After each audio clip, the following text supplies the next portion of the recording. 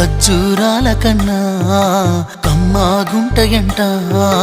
లేక లేక నేను ఫోను చేస్తే నువ్వు హల్లో అన్నవంటే బెల్లం బువ్వ కన్నా తీయగుంటదంట. ఎన్నడూ నాడు ఫోను చేసి బాగున్నావన్నవంటే ఏడాది ఎండల్లో ఉంటేనై మోస్తున్నా నా బతుకు కష్టాలని పిల్లని చెయ్యి పట్టాలని.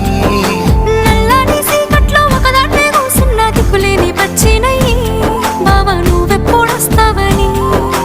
ఏళ్ళైపోతుంది పిల్ల ఎన్నెలొచ్చింది మన బతుకులా.